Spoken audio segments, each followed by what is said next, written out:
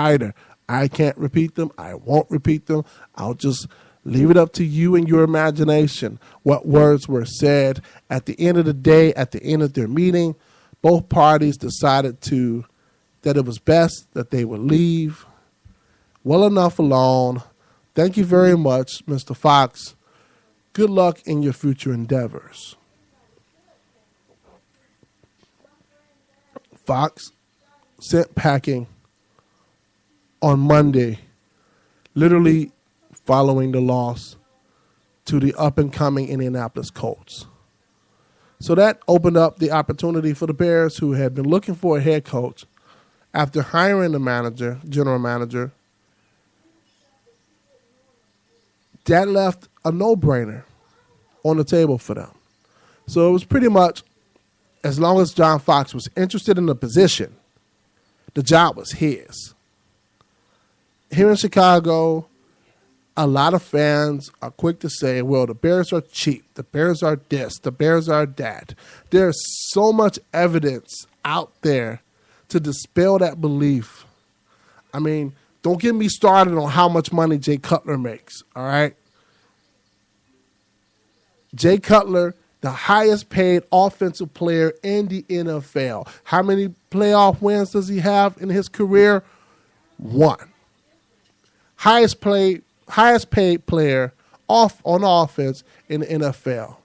And you still think the Bears are cheap? Okay. You want to dispute that? Give me a call here at 773-530-1004. This is the Outside Analysis Radio Show. I'd love to hear what you have to say. I'm Ernest Shepard. You can follow me at Ernest Shepard on Twitter, or follow the show at Outside Analysis on Twitter as well. Don't forget to like the Facebook page, facebook.com/Outside Analysis. John Fox. Good hire to you? Is he still? Yeah. He was a good hire to me. And he's still, yeah. But I mean, look at his resume. He took a 1-5 Carolina Panthers team to the Super Bowl in 2 seasons. He's a defensive-minded coach. One of the problems that the Bears had during the season was defense. After being shellacked versus the New England Patriots and the Green Bay Packers, head coach Mark Trestman should have been fired then. They should have gave his butt the walking papers so fast he should not have been able to say ha or chew.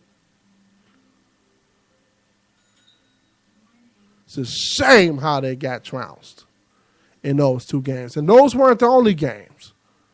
The debacle versus Dallas, that was another embarrassing loss. The final loss of the season versus the Minnesota Vikings, that was embarrassing, not because they lost.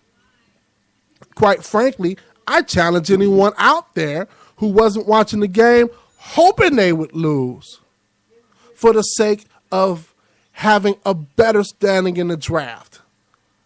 I know I was, and I'm not ashamed to say that, as a lifelong diehard Bears fan. Lose, Bears, lose. Lose, Bears, lose. Why are you starting Jay Cutler again? Shouldn't you be starting David Fales? Why are you actually trying to win this game, Mr. Trestman? Coach Trestman, whatever you decide you want to call yourself? Why? It's a big difference between the 7th pick in the draft and the 11th or 12th pick in the draft. There's a big difference in talent.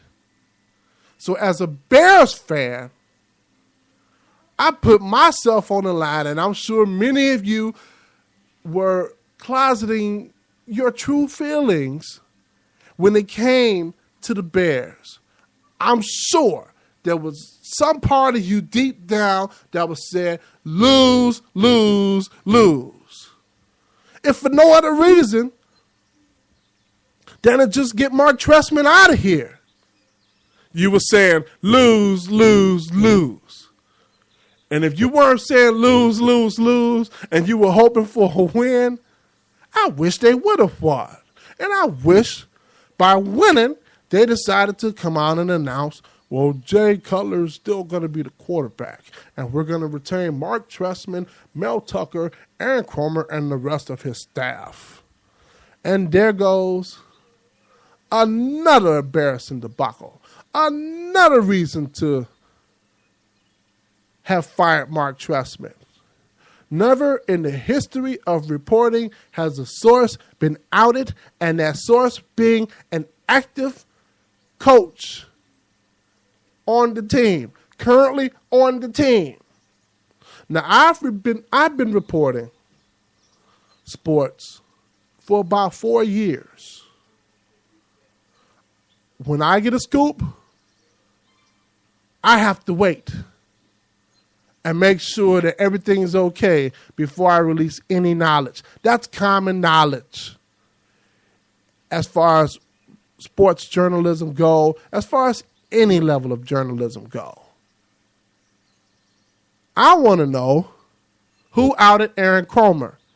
And was Aaron Kromer the actual source, or was it Mark Trestman? That being said, none of that matters anymore. Why? Ryan Pace, John Fox, one young up-and-coming exec, one proven coach who is considered to be what they call an old sage. Joining together, joining forces to hopefully do something that this Bears team hasn't done since the Super Bowl years in '85. And that's consistently compete for a playoff spot. Now, up in Denver, I don't know what they were thinking. I'm assuming that John Elway was hoping and praying that he might get a yes from Peyton Manning.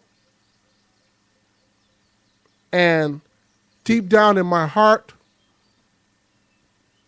I believe John Fox says, well, John, you know Peyton Manning is old. You know, he's getting up there in years. I think that we should move on and look at other avenues of winning. You wanted to know my plan. Here's my plan. And John Elway looked at him and says, Peyton Manning's my quarterback. And I'm John Elway. Get the hell out of my office. Thanks, but no thanks. Nice working with you. And right after that, he fell right into the laps of Ryan Pace and the Chicago Bears. Best coach available. Arguably, the best coach that was available with all the open positions being filled, one by Rex Ryan, who a lot of people here wanted. Rex Ryan went to Buffalo. Todd Bowles, the coach that I wanted, former defensive coordinator for the Arizona Cardinals. He took the Jets job. Jack Del Rio, defensive coordinator under John Fox in Denver, took the Oakland Raiders job. Mike Tomsula, defensive line coach in San Francisco. He is now replacing John Harbaugh, and what a cluster screw there. 12 interviewees, and the whole doggone time, the head coach is sitting right up under their noses. And I wouldn't be surprised if he turns out to be a very good head coach. Kind of an unconventional hire, yes. But if he ends up a pretty good head coach, shame on all of us. That left a couple of positions open. The Denver job, which is probably going to go to, thanks but no thanks, Gary Kubiak, who maybe there was something that he knew, maybe deep down in his hearts, he knew that his buddy John Elway was going to fire John Fox's behind, provided they lost. So he said, thanks but no thanks, fellas. Thanks but no thanks, Bears. Thanks but no thanks, Jets. Atlanta, I'm sorry. I don't want your job. This team just went to the Super Bowl last year. The Super Bowl. I think I'm going to sit back and relax and watch things unfold. And then I'll take that job. Thanks, John.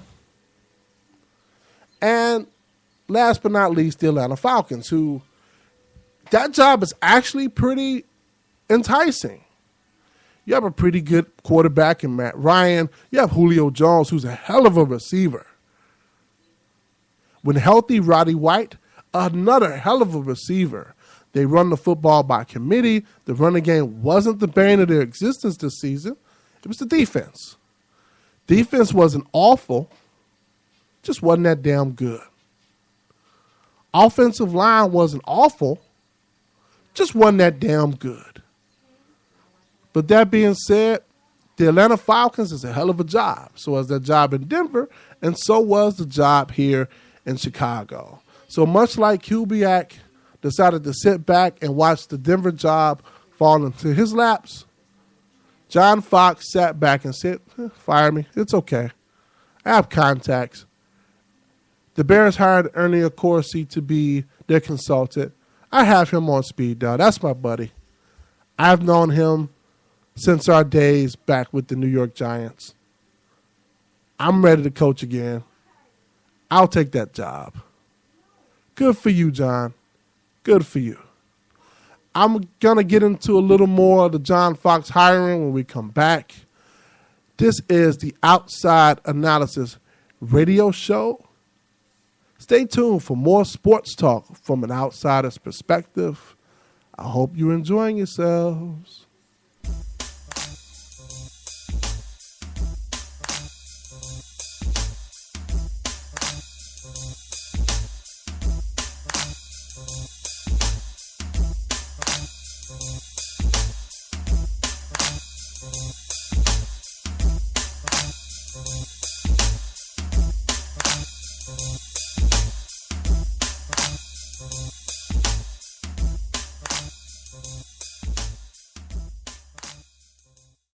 When I go to sleep, the whole world changes. Kids have funny ideas about sleep, and so do some of us. Frankly, many of us who make our living on the road have funny ideas about sleep, too. I don't get paid to sleep. Sleep is a luxury I can't afford. Good sleep is as important to our overall health as proper nutrition and exercise.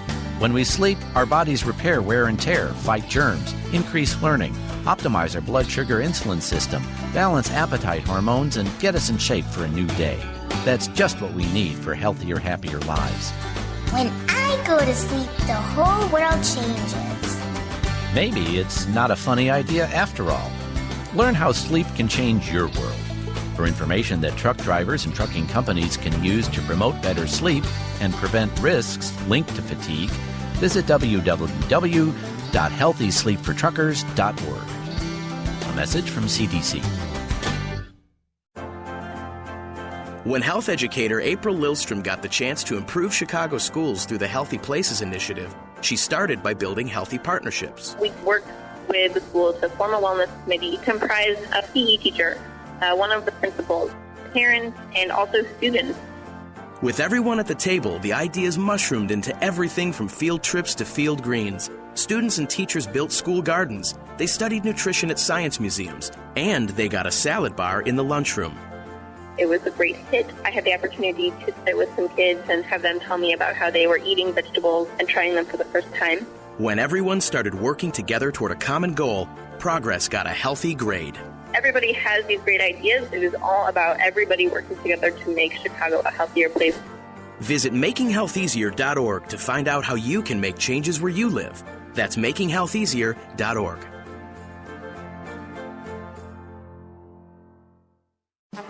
Time out! Okay, guys, Summers really had his bell rung and could have a concussion. I'm pulling him out for the game. Rodriguez, you're in for Summers. Come on, Coach. It's just a ding. I'll shake it off. Yeah, he's tough. Plus, we need to win this to make the playoffs. Listen, we're a team and we need to look out for each other. Concussions are